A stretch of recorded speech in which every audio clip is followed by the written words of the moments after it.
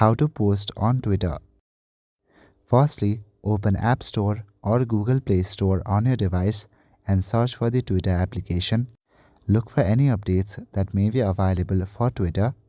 If you see any update option available, then click on it to update the app. If not, then go back to your homepage. On your homepage, search for the Twitter application, open it on your device and make sure you are logged in to your account. Generally, you will land to the homepage and the interface will look something like this. At the bottom right corner, you will see a plus icon. Click on it.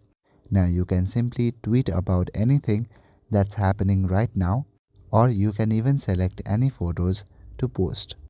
You can select any photos or videos or even retweet to the photos or videos that has already been posted on Twitter.